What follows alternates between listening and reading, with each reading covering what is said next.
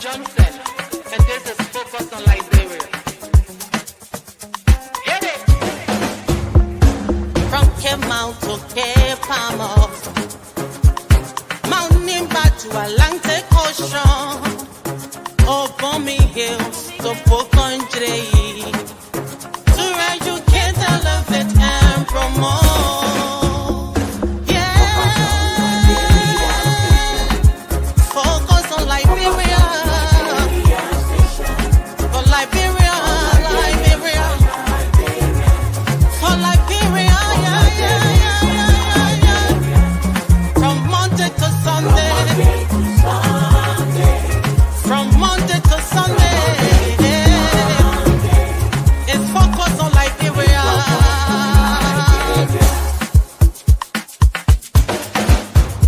Talk about home affairs, hey, in diaspora,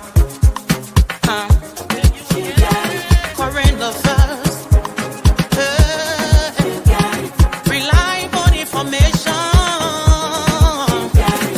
history, ooh, talking about culture, hey, politics, education, entertainment, yeah. Business, sports, advertisement, articulation. Focus on Liberia. Focus on Liberia. Focus on Liberia. From Monday to Sunday. At Focus on Liberia, we discuss everything Liberia, from education to politics, arts and culture, entertainment, agriculture, history, religion, family, and technology. Focus on Liberia uncovers and showcases the best of Liberia and shows the world the truth about Liberia. We educate, elevate, and promote all things Liberia. We conduct interviews, panel discussions, debates, and more. Tune in to Focus on Liberia on Facebook and YouTube and be a part of the stories that make up the news. This is Focus on Liberia, and I am... Hello, ladies and gentlemen. Welcome to our brand new On Point. It's been a while. Please share this show. Get involved. It's been 5 weeks, actually going on 6 weeks since I was here. I was in Liberia tending to family matters. I lost my older brother, and there were a lot of legal issues to discuss and settle. I am back, and I want to extend my greetings and thanks and appreciation to those who were able to hold down the fort while I was away. I want to say thank you to Mr. Patmore, Dennis Jai, Anthony C., and all of our panelists that were involved in keeping the show going. I am back. This is an abbreviation of the show for today. We will be back in next Sunday, fully ready and prepared to go. We promise you that we are not going to bring a show of 10 panelists or 8 panelists. We want to maybe limit it to maximum 4, where we can discuss issues in detail, where we can actually have our professional and honest view without sitting on the screen and watching for 20 minutes for 10 or 15 other folks to give their opinion. We appreciate you. We will read the comments and we will follow accordingly. Mr. Nambe, welcome back to the show, or I'll say, well, welcome me back to the show. How are you doing? And congratulations, hooray, to the Philadelphia Eagles for being the world champion. What a beatdown. How you doing there, sir? We're the best team in football. Thank you very much, and welcome back to the show. It is great to be here. Happy Sunday to all. Thank you. And let's go to Houston. Mr. Joseph Towell, how is the family? I am here in the great city of Miami, over South Florida. We are as bad as the Houston Oilers or the Houston, whatever you call it. The Miami Dolphins didn't do well. We have not done well for the past 5 years. Mr. Taiwo, how is Houston? Yeah, welcome back, Mr. Gibman. And FOL missed you. And Houston is doing good. We have rain all week, but now the rain is gone. It's trying to wet the wing of the eagle. And and today is very cold, but overall, Houston is fine, and I'm doing good. The family is good, and I'm glad to be here. Great. Ladies and gentlemen, do us a favor, share this show.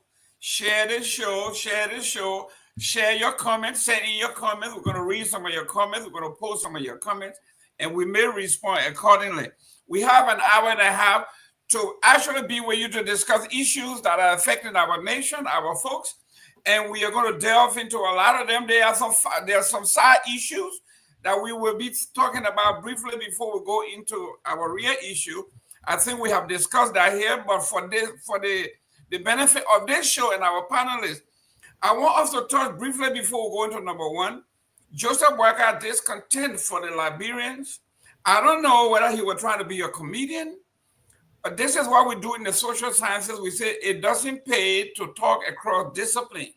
If you are not a joker or a comedian, do not tell jokes that may not go over very well. The president was trying to mock the diaspora Liberians by telling them, if you don't come home and develop your country, I have news for you. I will call Trump on you, as though he was like somebody seeking a hunting dog on somebody or on an animal. Our political analyst here, Mr. Victor Nambe, before we go into our number one here, that was something that was very disgusting. I've never heard this before, and it sounded like somebody who is actually childish. We are talking about the likelihood, we're talking about close to $1 billion remittance every year to this country. We have the largest budget, bigger than the Liberian budget itself. And this man is saying to us, if you don't come home, a common man like Mr. Nambe and myself, who have no state power, we have no finances. They gave him the power to develop the country. They are doing absolutely nothing. Yet and still he says, if you say anything, if you don't come home to develop your country and depend on him, he will seek Trump on you. Mr. Namwe, your take. Yeah, I mean, look, in 2023, Liberians in the diaspora sent home over $800 million. That's more than the budget of the Republic of Liberia for that year. The president's arrest agenda that was rolled out, the inclusive agenda for development, whatever it is called, for the next 5 years, $8.4 billion, I believe. He expects 40% of that budget to also come from the diaspora. And then look, there are the statement was really insensitive, and I think it was unfortunate that the president made it. I haven't heard him do anything to roll it back, but I hope he will, because there are families here who could really suffer real life-threatening consequences. Family here may be broken up, or entire families may be sent home. So, as the president of the country, he is the father of the nation. He is supposed to rally around us in our times of celebration, times of distress. He should always be there to offer a shoulder to cry on. I think what he said did not seem like someone who was offering a shoulder for us to cry on.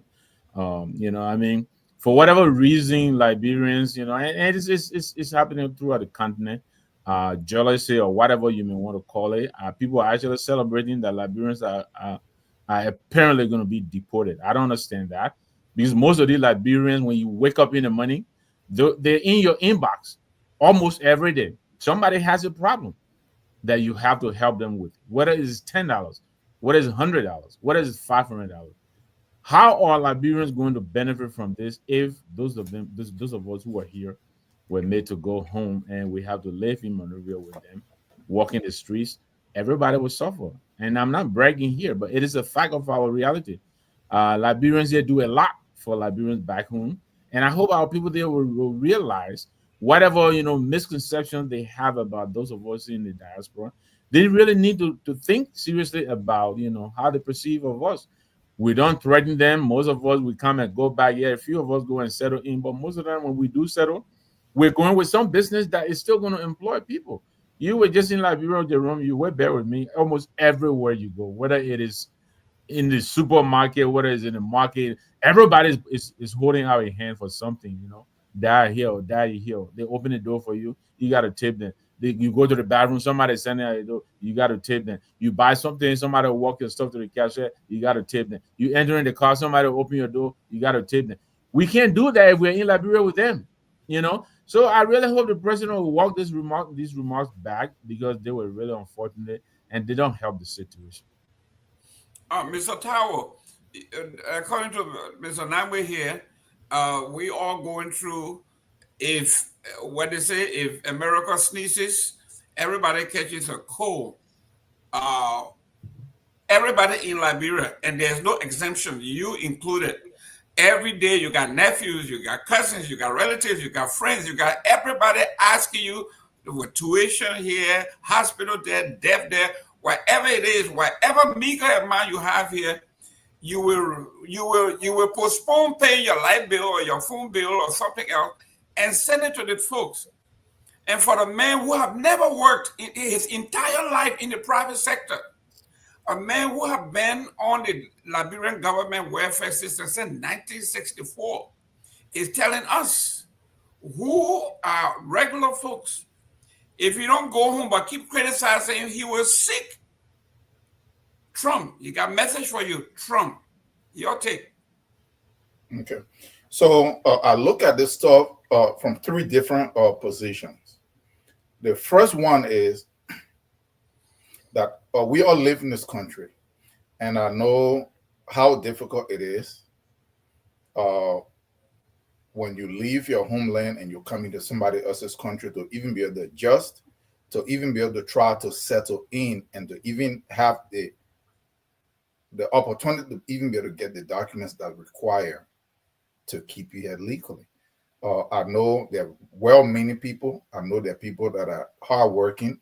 I've had people that are close to me that have many degrees. They were still trying to get documents. They will pick up just randomly. And a lot of things when I have family members that have been deported, and it don't mean they're necessarily unserious or that they're criminals. So to the Liberian people, we want to just clarify that. And to the president, we need him to know that. So he, as a president of the country, is supposed to be able to kind of speak to this issue in a way where it's kind of welcoming and it's kind of gives some kind of soft landing for the people that may be affected. So I want to just clarify that part. When it comes to the Liberian people in general, I don't think that the Liberian people in any way generally actually hate the diasporans. I don't even think it is to the point where they want something bad to happen. The Liberian people, I've been in Liberia. I've dealt with both diasporans and local Liberians. And there is frustration from the Liberian public at the diasporan group.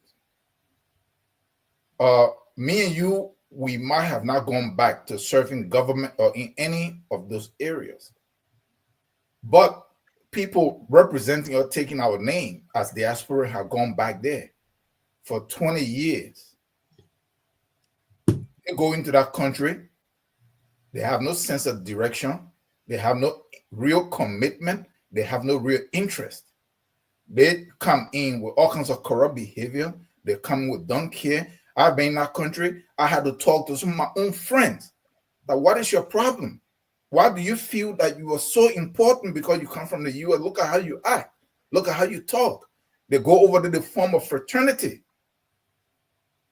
I will give you this scenario. My cousin into continual clearance, and he worked for China Union and for many other companies, and he was trying to see if he could get into this company that is in Palm Bay.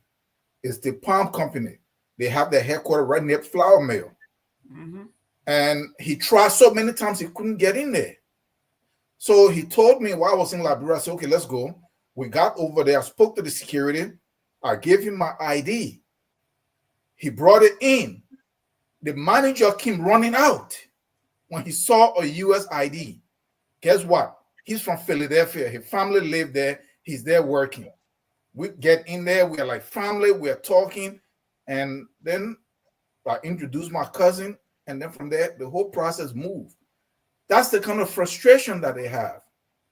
They think they don't hit. So what this is saying is that the Liberians that leave from here and go into Liberia to say they're going to go work in government, they have to perform. They have to work in a way where it benefits the country.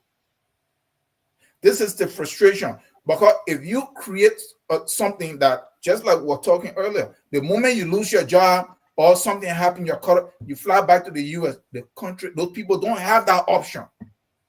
So they have to, we need to be honest here. They have the right for them to be upset. Yes, we can say maybe the manner in which they're trying to do it might not be, they're even upset at the wrong people, right? But even I myself, I'm in Liberia, I'm driving, I see they block the road. You're driving big car, you're eating all the money, and they block the road, they're about to jump. So, but that's the kind of stuff. It's a right no. But guess what? Guilt by association to see all of us to be the same. So our duty here in the U.S. that I keep saying, we have to be able to hold each other responsible. If any of us leave and we go over them, we know that the person is blatantly involved into stuff, and they run back and they come here, we have to call them out. Okay, that is the way we can control this stuff. Let's listen to Joseph Boakai real briefly as he speaks. It's muted.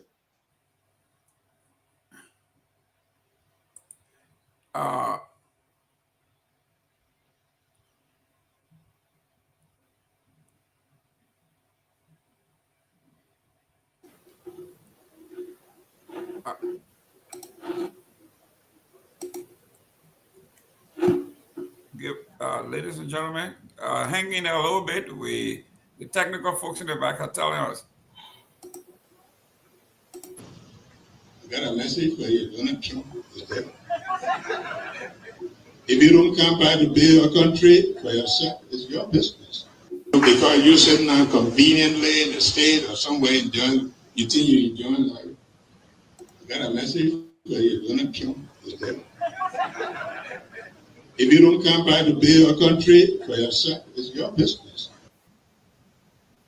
Yeah, we go. Real quick to that, you see what the president is doing? When a president have no where to score any points, when they are performing very badly, when they are pretty much drowning, he look for things that he will use against the public, because the public already have their own sentiment. And just like the simple, so he using that so that then attention is moved away from him. They're coming to build the country. You are in charge of the country. And for 1 year, what are you doing? Every day some money is getting missing and no accountability. And you are here trying to make those kind of statements. But that is how you see that these guys, they don't care. Look at all other countries. The moment that the presidents are speaking, they're trying to say, look, come in, this is what we can do. They're preparing somewhere or some kind of way to meet with them and to see how best they can usher in and see who have ability or something like that. Where can they or help to reintegrate in the working those? But that is why your president is saying. Thank you. If I may take 10 seconds. Real quick, Mr. Nami, close up on this. On the contrary, I listened to Uhuru Kenyatta. Mm-hmm. Maybe you have seen that tape too, where they asking at a press conference about what's happening in the United States. And he said, why are you here crying? Why are you here upset with the United States? You're not paying the taxes over there. You're not doing anything in the United States. A USAID, United States decided to cut all the aids.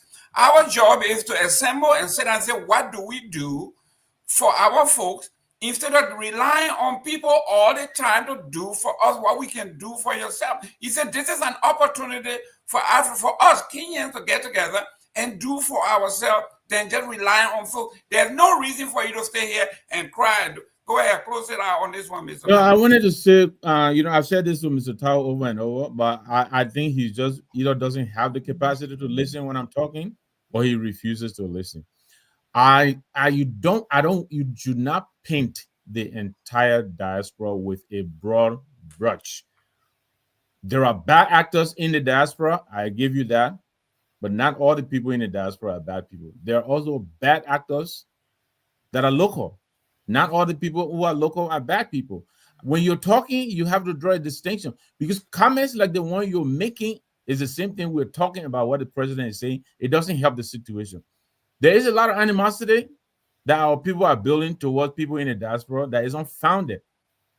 The people who come from the diaspora who are corrupt. The people who are corrupt.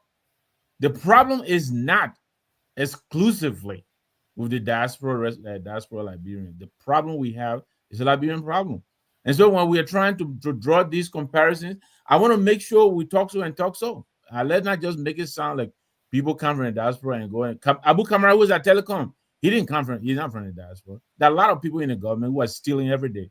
They didn't come from the diaspora. So I want you to make sure, when you're saying these things, you have to qualify your statement. Don't just make general statements and generalize the entire diaspora. It's not fair to the community, and you really need to stop it, because this is dangerous. What it does is it builds unfounded animosity between our local Liberians and those here in the diaspora. Quite on the contrary, the people from the diaspora, they have a lot to offer. There are a lot of people who have gone to Liberia from the diaspora who have done a lot of good. It's not everybody who is in the diaspora who is, as corrupt as you are making it to appear. I just wanted to say that. As I'm ending, look, if they think we're the ones who are being bothered about what Trump is doing, then they should start worrying about the aid that Trump is cutting from USAID, from all these people, WHO, and all. Trump just cut $17 million from the Liberian, from the assistance to Liberia. They don't see us rejoicing here. We're all trying to say, we need to find a way to adjust. But to say, if you think you're over there, yeah, we want to go home and build our country. We want to go home and contribute. But you can't just get up here and leave everything and go. There are people in Liberia who have also gone home to help. Some of them have not been given a day of time. I mean, the time of day. The president has not seen any of them. There are a lot of them who have come back. The people who are willing to help. You can just go to Monrovia because Boakai or the UP government is in power. You just go and sit down in Monrovia. You have to be accommodated. Until that happens, people are gradually going back home to offer whatever they can to the government to help out.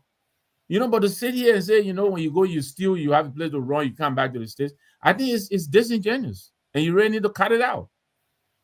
It's dangerous. Mr. Towell, I wanted to close on this, but he called your name, so I'll respond. So look at what happened here.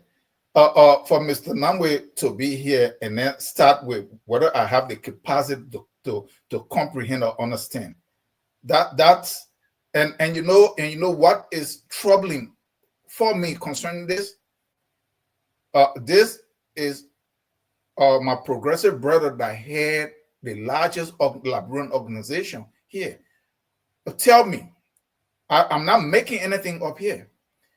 Since 2006, how many diaspora Liberians went to Liberia in mass that were caught up in corruption, that we know most of them personally? And then when things got here, you're telling half of the story. You're telling half of the story. When you talk about those who have gone to Liberia from the diaspora who have misbehaved, you have to talk about those who have also done well. Josiah Jokai, who is a civil service, one of the bright spots in this government, he came from the diaspora. Why did you talk about him? Yeah, okay. So go ahead, they ran back here. My problem here is that you say I'm painting the whole diaspora with a broad brush. No, I said for those that went home to serving government, that committed crime, that stole, that looted the country. That's a fact. The thing is, when they came back here, because that was before I joined this program, I saw a whole bunch of them sit around on this platform, on many other platforms, claiming to be experts and people clapping for them. Where was the outcry? Look, until we can hold each other responsible here, because we are coming from here, we are saying that we have the moral high ground, we have the intellectual giant mind and all of this stuff, and we'll go there. And what do? Let's forget about whoever is on the ground. No, we are saying that we are the best, that we have the ability. But when we get that, what do we do generally? Let's look at exception is not the rule. You want the name of Josiah Joker that we don't even know yet what he's doing and what the outcome could even be. If you name him, I can name 20 other people that doing. Look at what's going on there. Their whole position, they're fighting among themselves. They're throwing blow. Is that we are going and say we are going to go lead the way. But look at how we are acting. Thank you. So let us admit. Mr. So it's not about so the fear. If the fear of the wrongdoing of the diaspora group that go to Liberia, if the fear of reprisal is what we want for us to cover up here, then that's okay. But let us, I myself from the diaspora, if we go in, we go get involved in private business. To where we do our private business, that's fine. But I will call the Liberian people. Generally, the people from the diaspora, they have no commitment to that country. We see it. So if they come in and they want to serve in government, you need to really vet them because they don't have good motive. They have hidden agendas. But if the person come in and they're going to take part in a private business and they're going to do the private stuff, that's it. And the ones that perform well, yes, give them their props. And if they run it when they come back here, it is our responsibility for us to call them out. To the point where you lead the larger organization, you're a powerful man. You're a man that can talk to U.S. congressmen and stuff like that.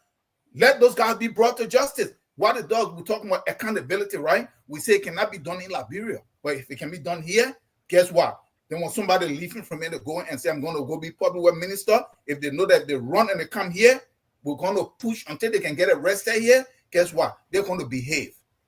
Right. That is the point I'm making. So it's not about me not having the inability. I think on this one, Mr. Taiwo has a point here because guess what?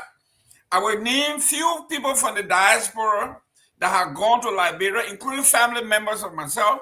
I'm talking about the Harry Greaves of the world, the Charles Taylors of the world, my own uncle Tom Wowoyu of the world. You name it, the Ellen Johnson Sirleaf of the world. You name it. These are folks that have come with these massive plan, and only to enrich themselves and their family, even the Joseph worker we are talking about. So this is what we are talking about. We have to take the core out of our eye first before we go to the next. But let's go to the next. Let's move on here. We are talking about we, the diaspora, we're not spoiled. So the guys on the ground have decided to jump into the party and wallow into the mess. Let's look at number one on our topic here. A gentleman by the name of Representative Fode Famule from Cape Mount County calls the Associate Justice of the Liberian Supreme Court a drunk. He said what the man said was, let's listen to him. Statement from the Associate Justice. So I'm going to give you shot and little statement. I'm not giving it ready. I'll be ready to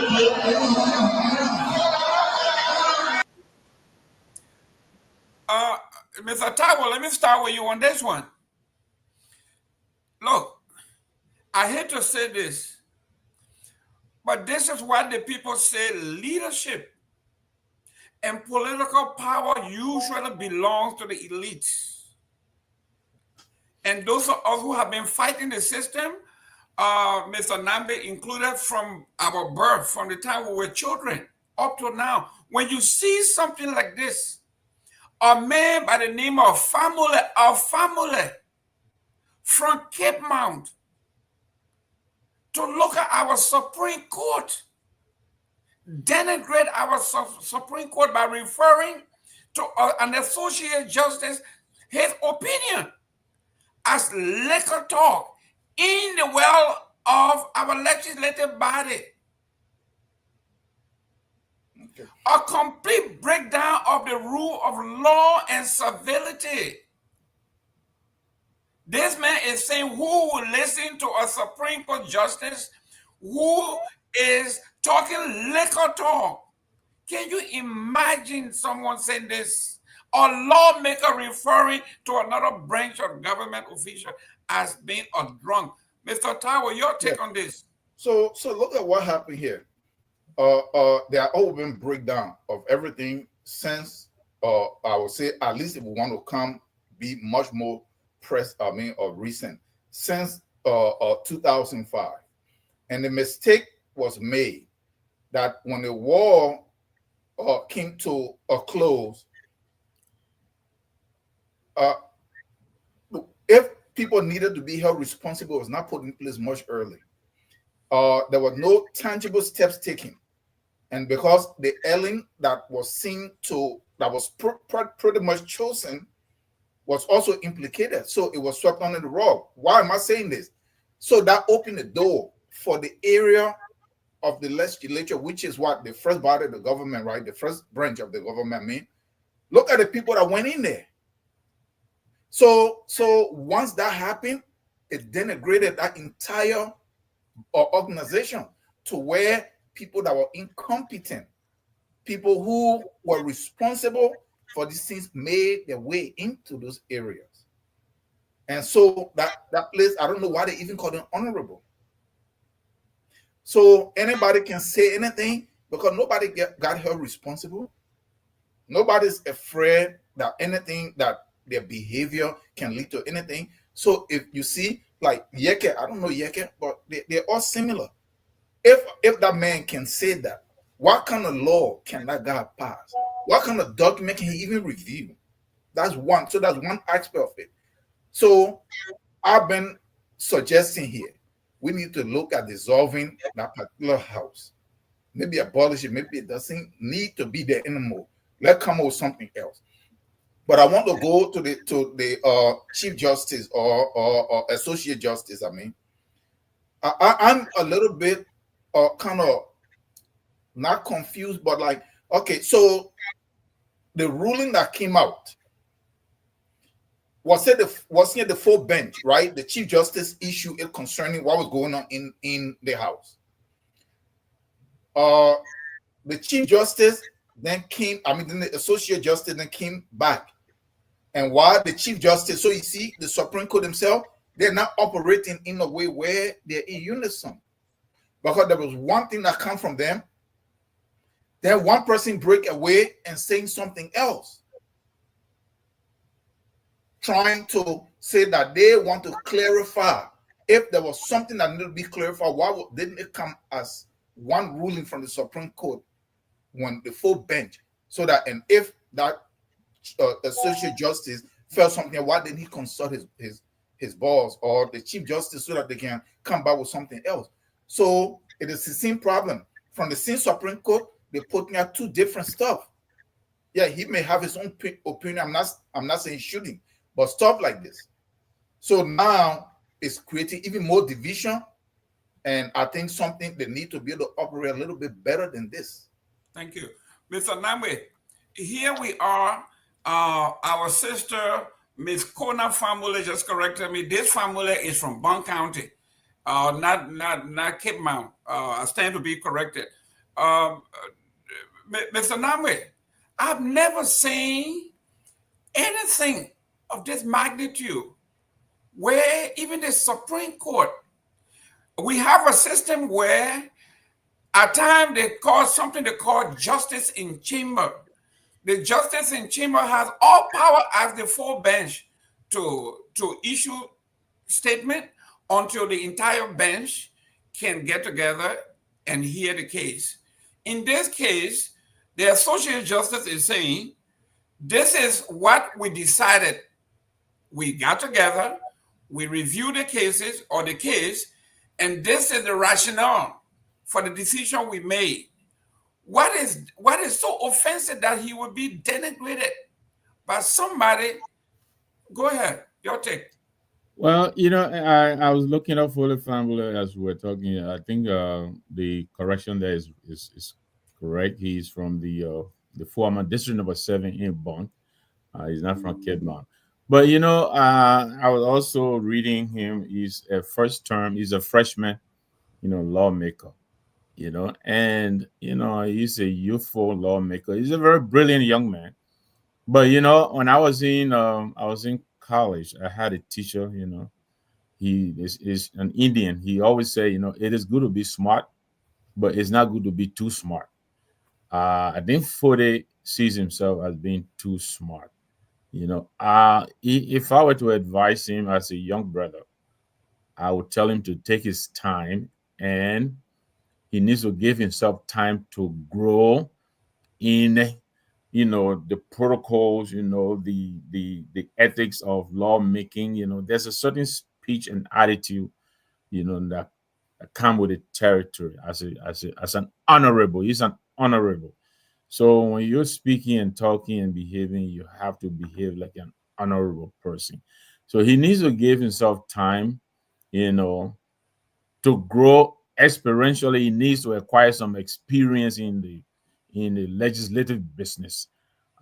He needs to also give himself time, like I said, to learn the ropes, how things are done. What he and the 43 are doing, if I must tell him, it is not the norm. What they are doing is the abnormal.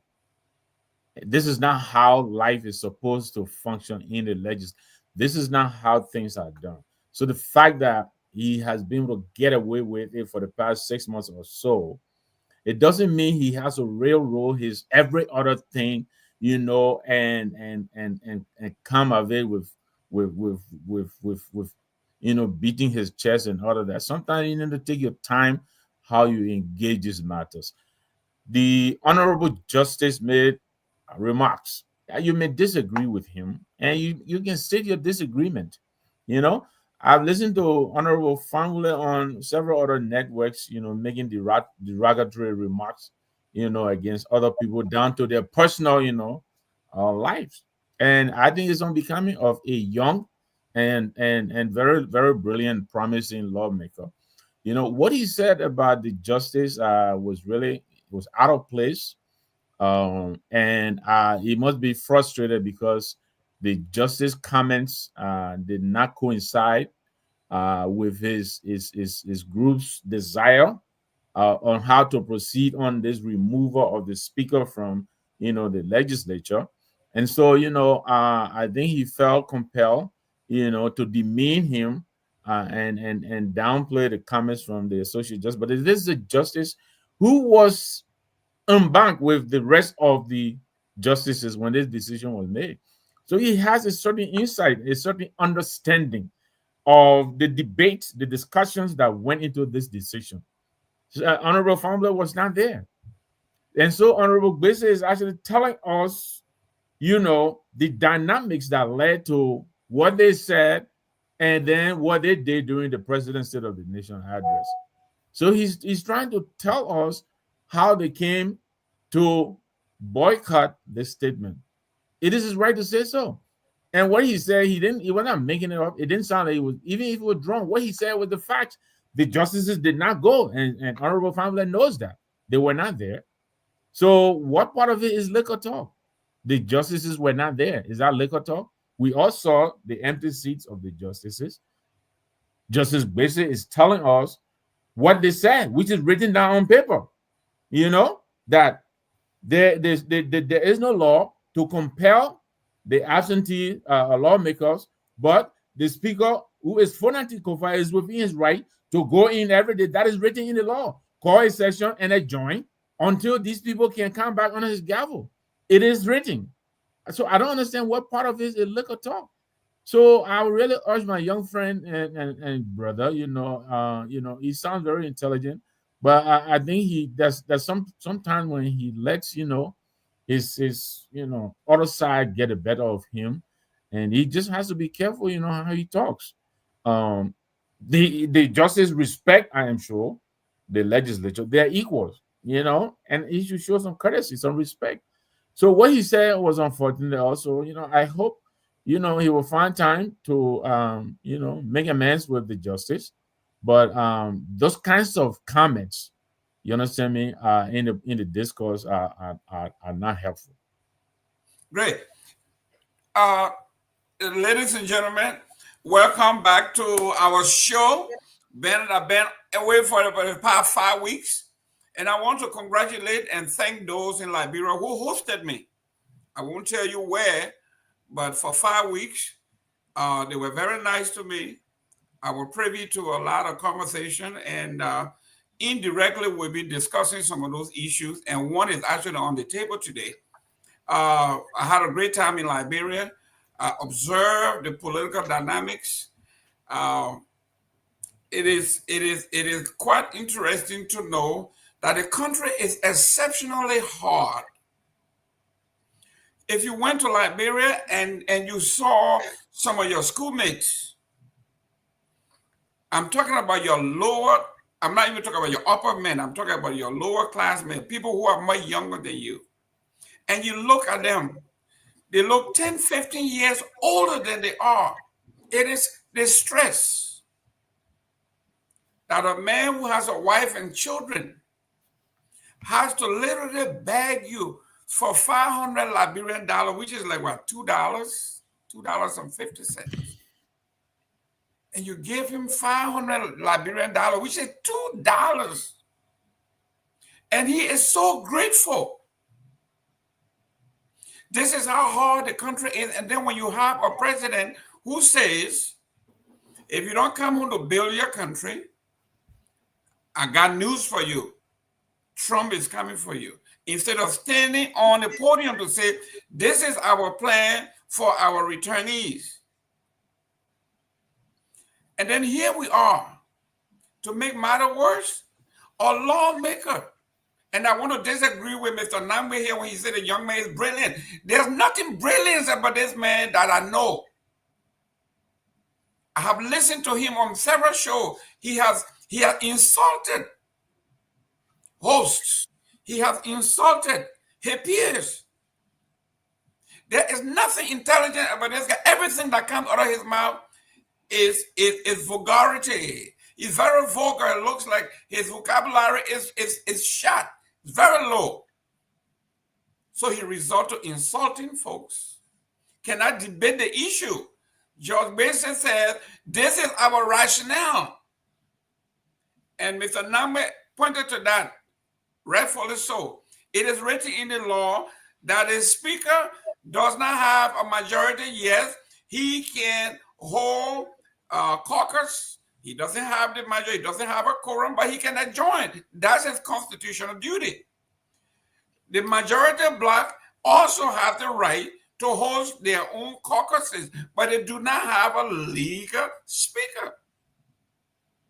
And anything they do is ultra vires, he says.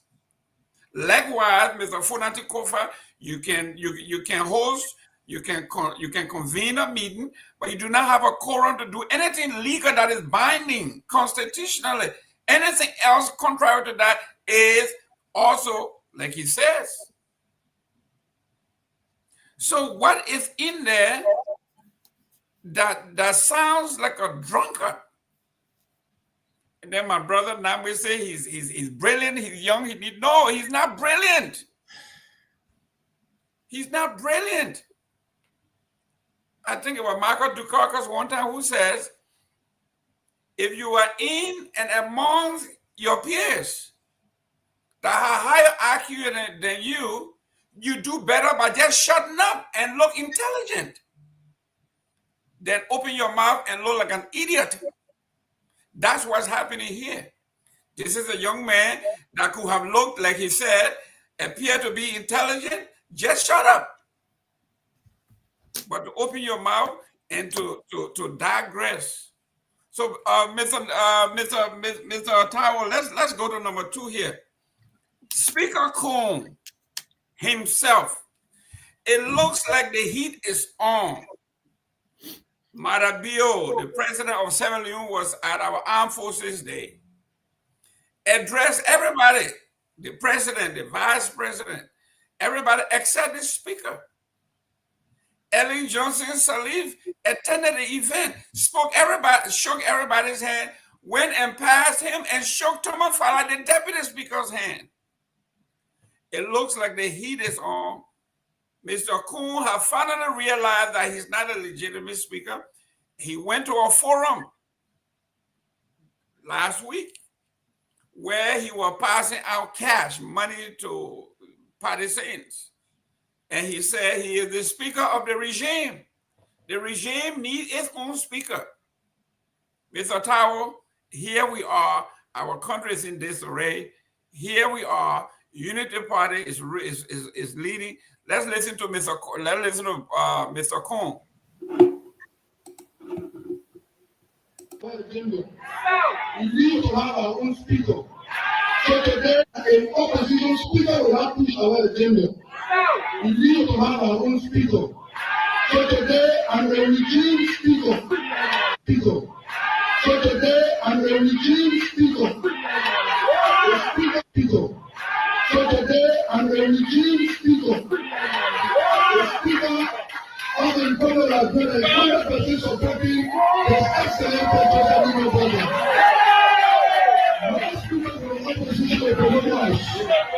So we as politicians sat and saw the difficulty in the general arrest or proceeding. The general suppressed an opposition speaker. You will not sit there and let go any further. All the things we pay to do, they all get damaged. Whether it's asset recovery team, they die. Local corruption code, it died. Local ministry of local government, it died. Everything they only talk about, because of tourism act, all those other acts of reform Nigeria, all those things died for the first 10 months. But as soon as we resurrected, the Nigeria, all those can be passing. Because I don't know for the country to be. We never said this country and then opposition be a speaker of the ruling party. It can't be. So we better really carefully use your money. When you only use your money, or you use. Ladies and gentlemen, I have never in my lifetime I've been into this advocacy thing, politics in 1979, the riot, to now. I have never seen any Speaker of the House or any candidate that expired for the Speaker of the House did not make his case based on his competence and his vision. Instead, he said everything that Joseph Boakai put on the table have died. Asset recovery have died. As though it died because it was associated with Joseph Boakai. The Supreme Court said it was not done right legally, it should be redone. The man says that the regime needs its own speaker. There's nowhere in history, he says, where the Speaker of the House comes from another party. The president needs his own speaker. The regime needs his own speaker. From today's day, he is the speaker of the regime. Mr. Nambe, you're the political expert here. You are a sympathizer with this administration. You were with Mr. Cummings, but then at the end, you got collaborated with Unity Party to bring about change, a positive change that you felt would do better than what we have gone through the past 6 years. But in our history, in the history of Liberia, somebody I need to, maybe I stand to be corrected, I have never seen anything like this, Mr. Nambe. I'm not sure if it is Kevin McCarthy. I think the first time that he tried to run, he made some comments to the effect that they were going to go after certain people, whatever it was, and that disqualified him. I hope I'm getting it wrong, right? But what Richard Kuhn is saying, he's just kind of exposing the inner hand that has been working in all this matter that we've been talking about. All along, we have said that the executive is the one that is driving this process, and he just laid that bare. He wants to be a regime speaker. The last time I checked, the Speaker of the Republic of Liberia represents all of the Liberians, all Liberians, not the regime, not the opposition. But when you're a speaker, you are the Speaker of the Republic of Liberia. You should be fighting for the Liberian people. But he wants to be a regime, speaker. What does that even mean? The regime needs a speaker of its own.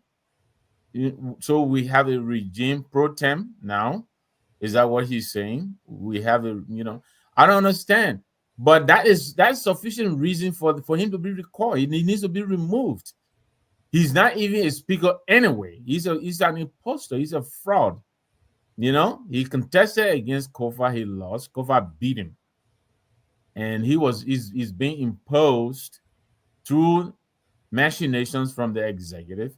And you can hide for so long, and then you would trip yourself up.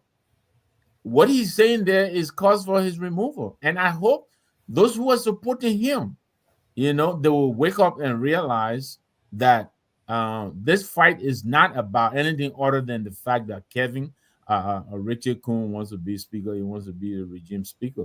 There's some of the people who supported the removal of Kofa who joined the 43 who are not partisans of Unity Party. What's his name? Fala is one of them. Fala Fala came from the CDC.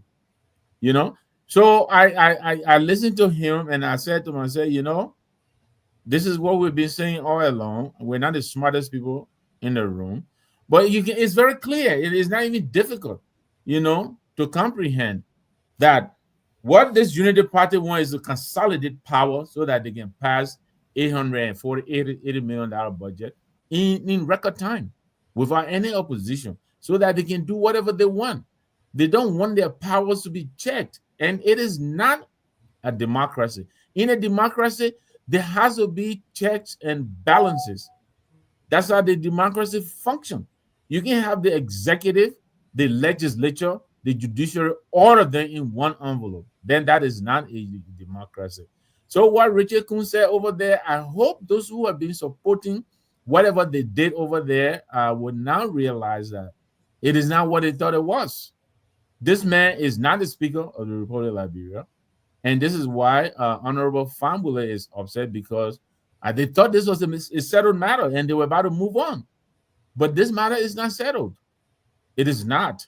I listened to Honorable Ability of the Rule and Law Caucus, and they're saying, you know what?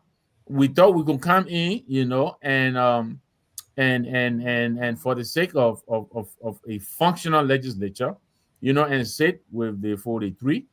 But now they have taken a position that they will not sit on the gavel of Richard Kuhn anymore. So this is unraveling, and Richard Kuhn, his statements he's making there don't help him at all. So I hope Billy and people will push for a recall. They need to gather signature, whatever is required. He's not even elected. How can he be recalled anyway? So this is a mess. And I believe where we are, where we're sitting now, it's only the president of the Republic of Liberia who is able to help us out of this. Kami said it during the week, and I absolutely agree with him. A lot of people said that. Councilor Gonglo said the same thing. The president of the Republic of Liberia has the power to call Kuhn and Kofa and all these people in a room. The Clarence Guard, the Fambule, all of these people, and say, my children, this is not looking good. I was with you before, but right now where we are, this is not looking good. We need to undo this and reverse it and fix it. The president has the capacity to do that.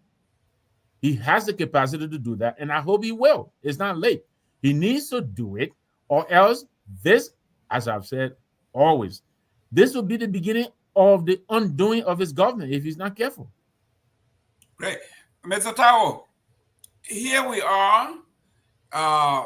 We, from the other side have always said it, that everything from the onset of this government, everything that has been going on wrong in this country is at the approval of Joseph Boakai. The evidence is clear. Joseph Boakai could have called these folks. He could have called the majority group. He could have called the minority group. What baffled me is that he didn't have any opposition from Kofa. Kofa was actually serving at the will and pleasure of the president, to the behest of the chagrin of the CDC. The former president, Kofa was already The doing former bidding. president and the CDC knew that this man originally was a Liberty Party man. When Bronski lost the election, he switched to Ellen Johnson Sirleaf. When Ellen Johnson Sirleaf term ended, he slid into CDC. CDC knew he was not a seditious, and he was able to maneuver to become a Speaker of the House. So he was not a fan of sedition. When Joseph Walker became president, he became Joseph Walker handbag boy. Wherever Joseph Walker went, he followed. Wherever Joseph Walker wanted, he did. So what is in the world is wrong with Joseph Walker not bringing this thing to a halt? Yeah. So like I listened to this guy, and you see, this is what I say here. Those guys are supposed to make laws. They're supposed to be able to read concession agreements. They're supposed to be able to comprehend and actually make sound decisions. Look at what he's mentioned there. He's saying that this government has failed on everything that they have done. That he mentioned it. Asset recovery. Did it fail because of Speaker Kofa? No. I was here on this program. When they started it, it was never intended for it to really even work. Just the way they went about it. But it was for them to fool the Liberian people that they were going to do something. Because they themselves, they came in for them to steal and accumulate assets. And we see it here where in they waited till after a whole year. Then now the president, not an old race car in the garage anymore, he woke up. Oh, wait, what's going on? You're suspended, allegedly. So for him to make these statements that asset recovery failed, this one failed. Failed because of who? So look at what he even saying don't make any sense. And for him to say that the regime needs its own speaker. Yes, Mr. Nangwe is right, and Mr. Gimme, you are right, that you can see that the president is the one that is actually driving this. He decided that he need his own speaker, and I don't know what that's supposed to mean. Why does President Bouaka need to control all these places? Why is it that he need to control the central bank? He need to control the Senate, the House. I mean, the legislature, the both houses. Why he need to control both of them? Everywhere else that is key. What is it that he's really trying to do? Because for me, this is where, to the point where he accused Talu of stealing. But then before they could go to court for him to prove something, he said they done the audit. He paid him off just so that he can go away. You're going to take almost $500,000, hand it over to this guy when there is a claim that there is no money, just so that you can control the central bank. What is the intention of this president for which he wants to accumulate all this power, even at the destruction and destabilization of the country? Look, I mentioned to you guys here like about maybe a month and a half ago, I had a dream and this government was pushed out of power. I mentioned it here. It was so clear. Stuff like this, where the people just rose up and they demonstrated until they shut down the whole place, and there was nothing he could do, and the government, and he had to step down. Everything that led to the war that we had, all of the same conditions have been created. So right now, the government have a budget that they pass. The budget is illegal. The passage of that budget, because they don't have a speaker. Because the guy, he said he admitted it, that he's the regime speaker. He is not the speaker. He admitted it. So this is where we are. Look, guys, please let us try to say, look, this house, both houses need to be dissolved. They need to be abolished. These guys are taking close to $600 million every 6 years, and they bring nothing. They're just like leeches that is sucking the country dry. They offer nothing. Other countries have done this in order for them to move. They need to be disbanded. Let Richard Conan go back to making a sugarcane farm and a cassava farm where they came from. But you can listen to him. Those are the guys that are going to go somewhere and negotiate on behalf of Liberia. Imagine that. They have no inclination. They have no vision. They have no clarity in thoughts or anything else. Thank you. Let's go to the last one here. Our political analyst here. There's something that came up when I was in Grand Bassa County, and then I came back, and it happened again. We'll talk about that after we go over number 3, and that is at the Liberty Party's convention, the Senate Pro Tem, Yombli Kanga, and Councilor Bronskin, and other folks are calling themselves members of the opposition. I'm totally flabbergasted. How can the Pro Tem in this government, serving in this government, say that they are they running away from this government already after 1 year? She's claiming that the Liberty Party and they are all members of the opposition. We'll talk to that, but let's go to number 3 here. Another $1.5 million cut by the U.S. government. This is in addition to the $17.4 million aid that was cut by USAID. Okay, what's the way forward for the Liberian government? Are there more cuts coming? Mr. Nambe, what is going on here? You are muted. This is a global thing that is happening. Obviously, we have a changing government in Washington. Donald Trump is an inward looking man with his America First policy, and so he's brought in Mr. Elon Musk to take his scalpel to the budget, and cut as much as he can. There's a lot of ruckus that's going on here in the States. Federal workers are being given, the option of either retiring or be fired or be bought out.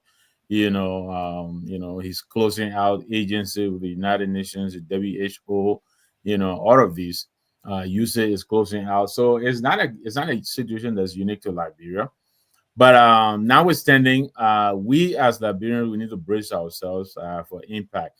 I think this is not the last of the cuts that will happen to our envelope from our partners. Already, the USAID was sponsoring a lot of other projects in Liberia, in addition to the 17 million and the 1.5 million that you mentioned.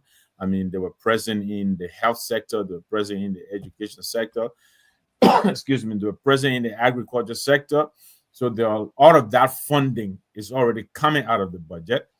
And so there's a lot that is going to happen over the next several years, at least for the next 4 years that Trump will be in the White House. So the government needs to really brace itself and recalibrate. I had said that I was hoping by now, the president would have either called a retreat. This is probably one of those times when they need a retreat, and call his team together so that they can huddle and all discuss ways and means by which they can mitigate this meteor that's coming towards us. It's a lot that's coming out of the budget. I believe last I checked, there was over $73 million coming out of the Liberian budget directly through the assistance that the USAID was providing. And now we're getting these other cuts coming to compound the problem. So we need to quickly we need to meet as a government, as a people. The president needs to call his people in and so that they can figure out, how to tighten our belt. It may also mean, imposition of moratorium on some spending, whether it be international travels or whatever it is.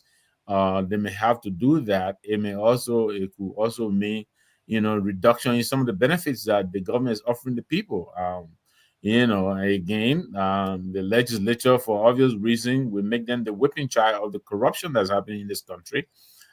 They are receiving so much in gasoline, in scratch cars, in generator fuel, all of that stuff. I think the president, this is an opportunity for him. He needs to declare, a national state of emergency and impose restrictions on certain expenditure. to give them time to assess the impact of all of this. And the impact is going to be very impactful. So yes, the cut, I believe this is not the last we have seen. I think there's more to come. So I hope the president and his people are thinking along those lines as to quickly find out a way, to mitigate this impact. But it will be impactful in the short term. Long term, hopefully, it will put us on a path where we become less dependent, on outside assistance, and try to find a way to live within our means. Great. I wanted the foreign embassy in Liberia, and this conversation came up, and I was jumping for joy. I don't want them to slash a little bit here and there. We need all foreign aids to be cut out.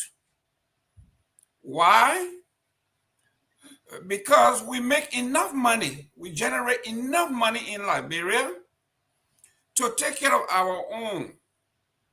For example, the president went to Grand Bassa County again and put up this charade of $800 million. Well, $8 billion. This is just for show. $8 billion budget. And people were clapping. But then when you go into the weed of the budget, he said 40% of the budget will come from foreign donors. 30% will come from the diaspora. And 30% will come from Liberian government. So this man is presenting an $8 billion budget with only 30% capacity. Who in the world does this? Who's advising President Boakai that you should do a budget where 70% of the budget is from the foreign donor? It is unbelievable what is going on here in this country. It is a charade. It is a facade. It's only for news. Who believe that 70% of your budget? I was talking to a friend who says this is an opportunity for Joseph Boakai to reset what Ellen Johnson didn't do in 2006. This is the time to speak to the nation and saying, legislative body, we do not have $15,000 per $3,000 gasoline for you anymore. We do not have the money to give LTA director $15,000 a month and $3,600 for gasoline, and then another $3,000, whatever, for scratch car and all of this. This is an opportune time for an educated, experienced politician and administrator to call the country and say, we will now start from zero. Everything is now offset. We don't have the 70% from the diaspora. This is what we're going to do. Mr. Taiwo, your take on this. Where are we going? Why should we cut? Why should we appeal to the American not to cut? We saw another facade, another charade. The foreign minister said she was calling Michael Rubio to set up that appointment. What a joke. Go ahead, Mr. Taiwo. Okay. So I have families and friends that were directly affected and that were laid off immediately when this happened. But look at what happened here. I've been questioning this for a long time. Why would the United States government be subsidizing the budget of Liberia when legislature and government officials in Liberia make more than their government officials in their legislature? They don't make any sense. So this budget, all these aids need to be removed. Look, they're saying that we need to brace, and no, we don't need to brace. We have the money. The money is in that country. What they've decided to do is pocket the money and then open Liberia up for foreign influence and domination. That is all that they did. So the United States should pull all their money. EU don't even have money. Look, the US itself don't really have money. The country is $40 trillion in debt, pretty much close to $40 trillion. They have homelessness all over the place. They have hunger. They have all kinds of stuff. They need their money. They need their money so they can use it for their own people. So for Liberia to be sitting and they want to be crying. So the president is not just a boycott stuff, but the aid need to be pulled, or just like both both panelists already said, we need to look at what we have and we need to be able to make the adjustments. It's there. I was looking at something. Just those benefits and those track card and all the stuff is between $18 to $20 million a year. I just did an extrapolation based on some loose numbers. $18 to $20 million a year. It's more. It could be more than that, but I'm just saying, just roughly. That is not even or the big salaries. Or you're talking about the strike card and this one and the gas. I was looking at it. One person receiving 250 gallons of gas, 170 in small money. Where are you going? Are you traveling to Nigeria? So the whole thing is a criminal setup. 15 gallons of gas, they shouldn't even give them gas. You are paid. But just even 15 to 20 gallons of gas can take you to work back and forth in Monrovia for I've been there for the whole month. So are they trying to get into gas station business? So look, the US need to pull all this money. Guess what? The government that actually see many governments, other governments see it as opportunity. Because with this money come influence, it come pressure. When they pour this money, the soft power goes away. You can make decisions now where they can tell you, no, you can't do this again, because they're not giving the money anymore. You can make the adjustment. And if you actually have your own country at heart, and if you have a good leadership, you can move your country in directions that will be completely beneficial to your country with no pressure. But look, let me say this. I don't know if we are paying attention. The world is changing, and it's changing fast. It's been happening, but it's speeding up. The US cannot afford to fund everybody anymore. They need their own money. They're in retreat. It is not a multipolar world where one people can just dominate. They're turning inward for them to try to see how they can salvage some stuff and stabilize their own country. It don't mean they're not going to have some kind of footprint out there. They're going to have it, but it's going to be in a different way. So all of these things that they're just going to give money, I mentioned it here. The USAID money kill our health sector, kill our agricultural sector, and kill our educational sector. Because each time we ask, why are they making this budget and putting only 1,500 in there for agriculture? When you say we want to be self-sufficient in food production, they say, oh, donor funds. And guess what? The donor funds, you see what the Trump administration is doing? They are looking at it and saying the 17 million they cut, you know what it was? Advice on political or something. 17 million, some kind of vague stuff. So they are saying, no, this money is going in somebody's pocket. And they might be right.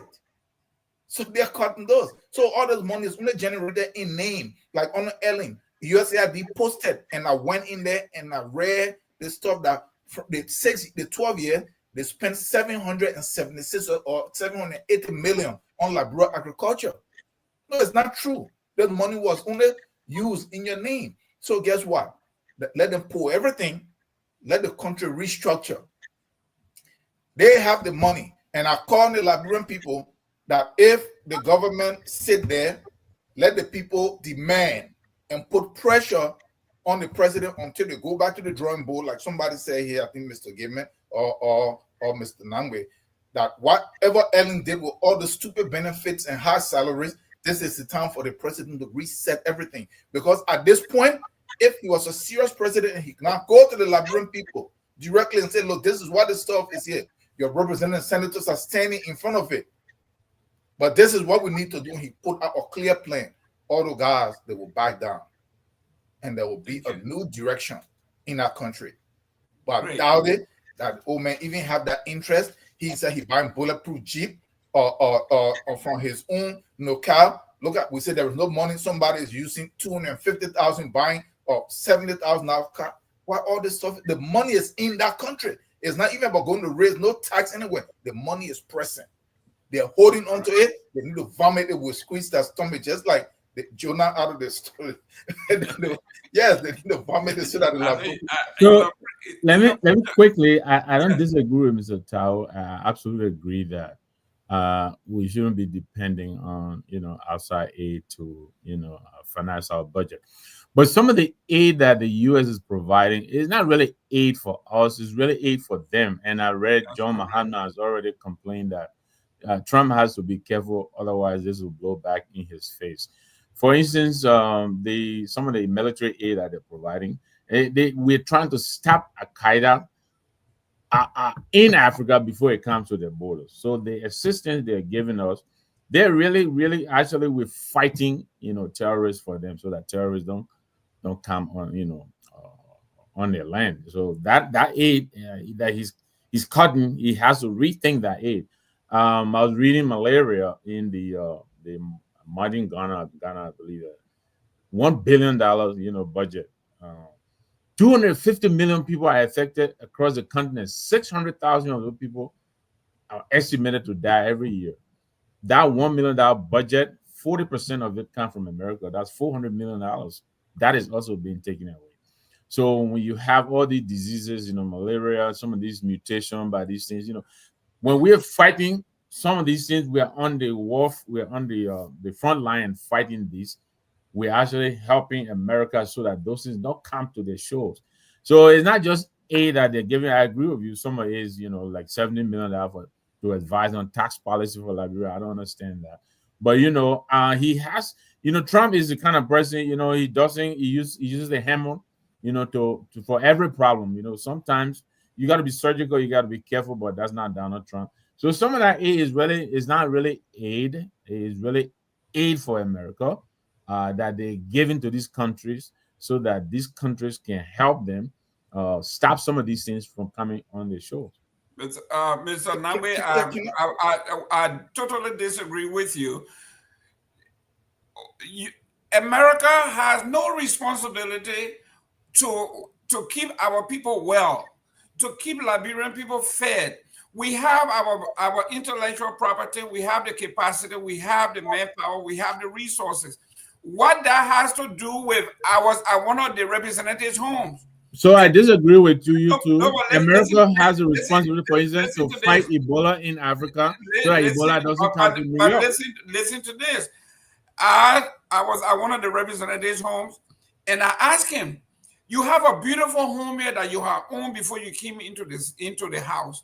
Right. Why are you getting $2,000, about $2,000 a month on housing allowance?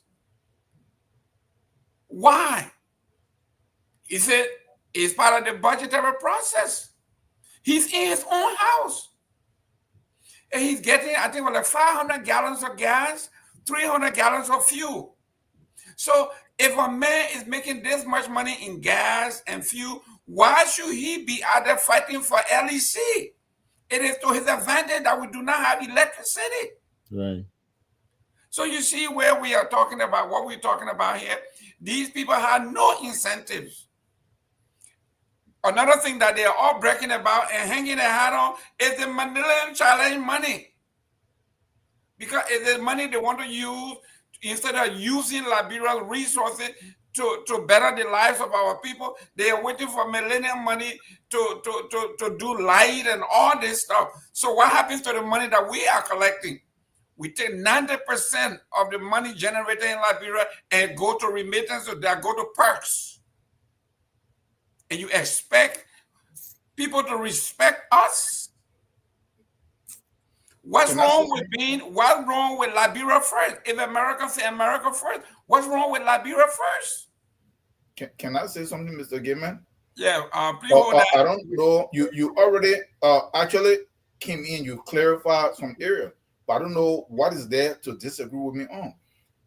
It is not America's responsibility. America cannot even keep its own population well. We are here in this country. About over 50% of the country is sick. People are drowning in medical bills. So America can't even afford to even take care of sick people. So no, that is not why they're over there. They're over there to buy influence. And that is how you get control. Then we turn around and complain that, oh, why are the Americans going to tell us what to do? So no, let all the aid go. And let me tell you something. America does not believe in terrorism. No, it's just a word that is used. What happened in Syria? The same Al-Qaeda and the same ISIS that was just there fighting. Then the moment it became, they just entered the capital, what happened? The very same week, they voted and they were removed from terrorist list. Oh, so they're not terrorists anymore. Before Blinken was there, before the Trump administration came in, that they're going to settle, they're going to do this. So no, terrorism is just some front word used for accomplish specific things. So no, not in the term. No, not in the term. No, listen, not in the term in which you are putting it. And guess what? You don't want America, Russia, China, or anybody coming in your country to come fight terrorism. You know why? If you are supposed to fight something and the thing does not exist, your relevance in that country means the thing must exist so that I can justify why you are there. I will give you a scenario. When Iraq was invaded, there was no terrorism in the Sahel region and in northern Nigeria. I followed that until Africa was settled in Straga, Germany. They were trying to bring it to Africa to use it as a military leverage against China instead of coming with business and industrial policy. They were coming with military. They went into Nigeria, northern Nigeria, where the largest drum base is in the world. They set up there, and everybody started questioning, why are they here?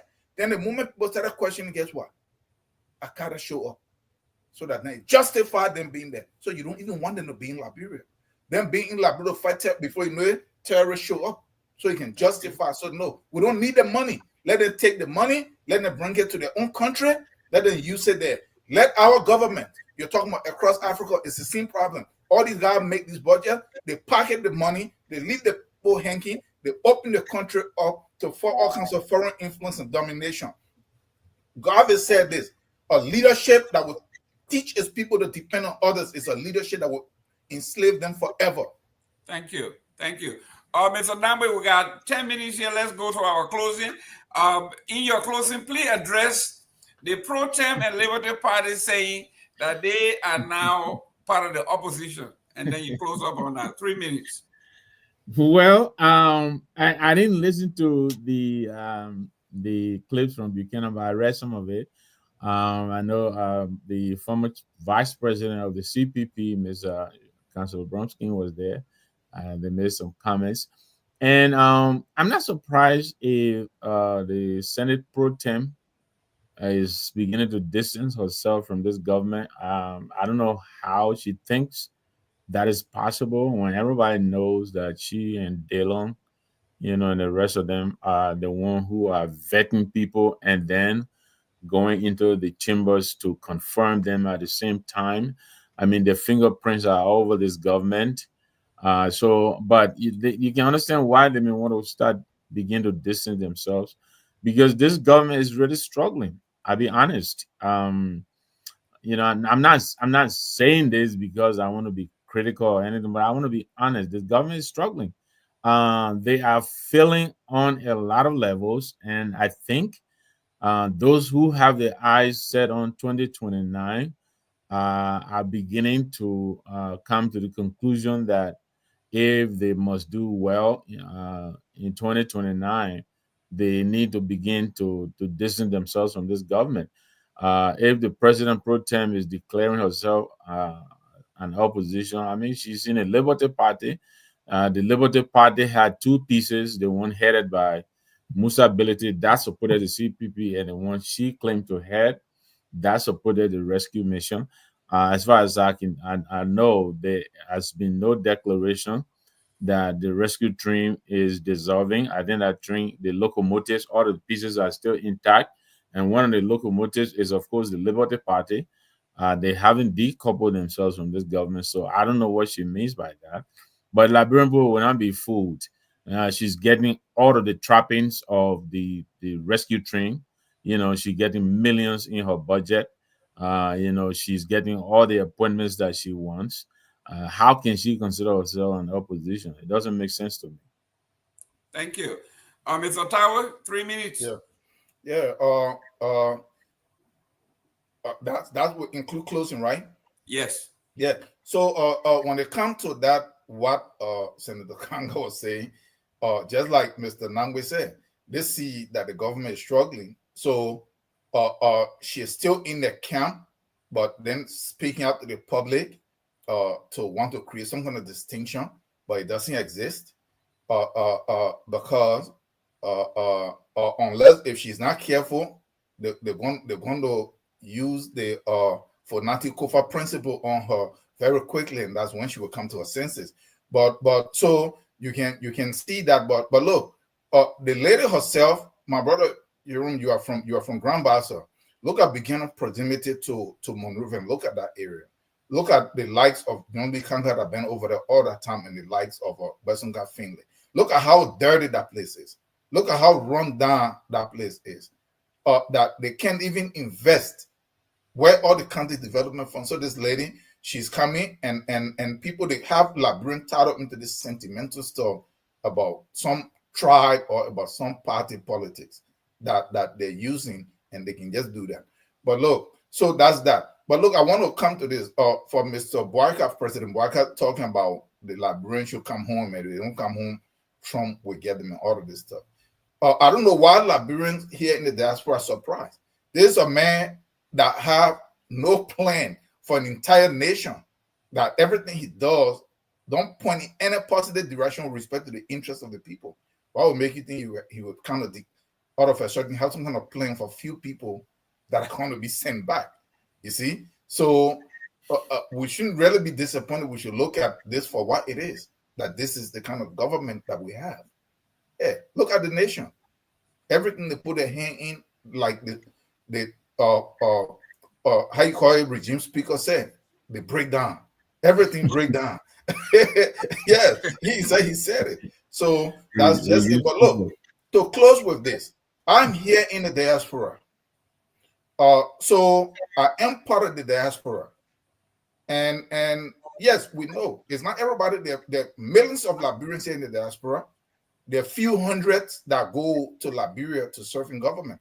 So when I make this, when I point out the fact, I'm not indicting the entire diaspora. Not that they're criminally guilty of what their representatives from here go to do, or their associates.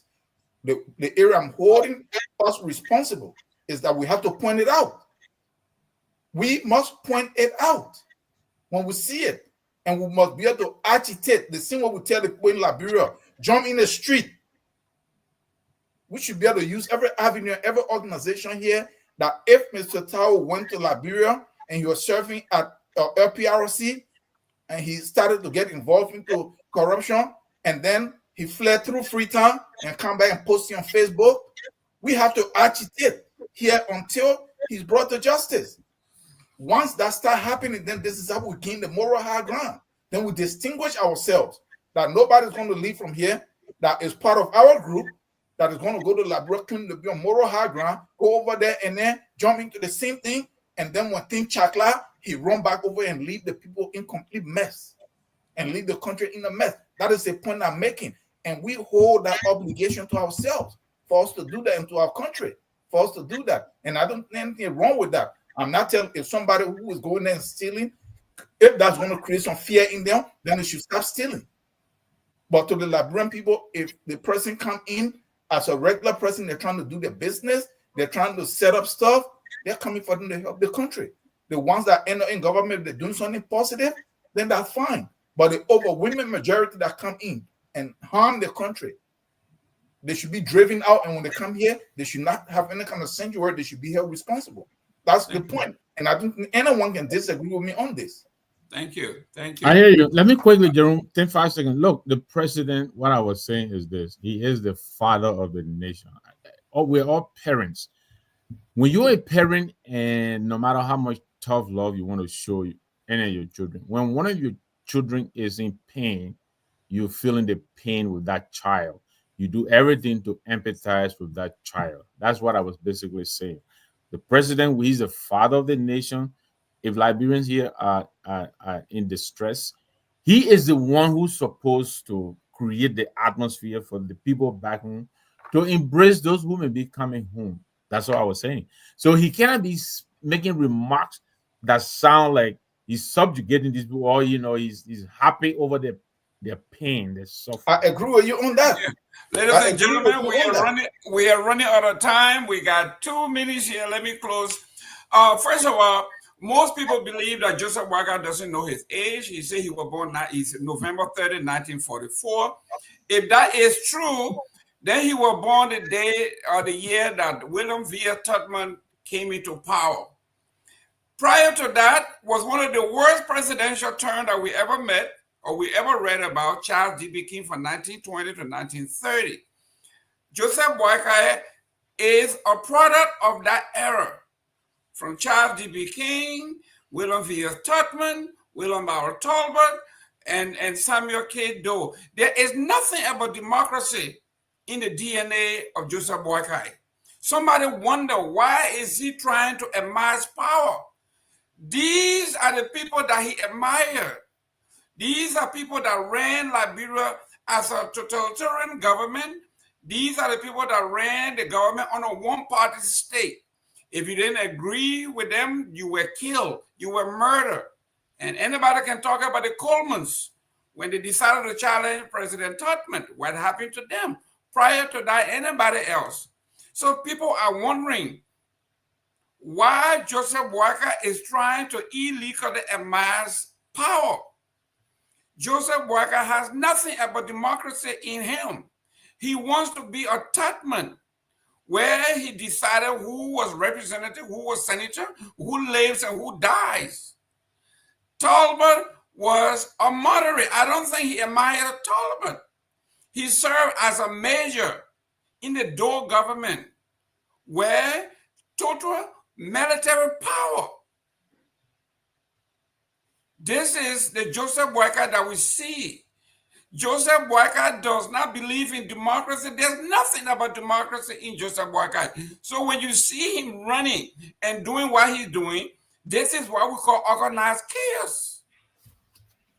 He is doing things where he does not have to abide by the rule of law. Everything is chaotic. This is how he wants to run this country, by a strong arm. Ladies and gentlemen, we have reached at the end of our time. Tomorrow, same time, Sunday, same time. If it's 4 o'clock on Sunday on the East Coast, it is on point. We are back, and we are back stronger than ever before. We will read your comment next time. Ladies and gentlemen, as we always say, we are all Liberians. No wonder whether you were born 1930, 1944, you were a Tubman, or you are a Talbot, although we are all Liberians. If our engineers can take us out, it is 6 o'clock. We promise we'll be out of here on time. Mr. Padmo, if you are around, it is we are Liberians. Liberia is our home. Liberian people.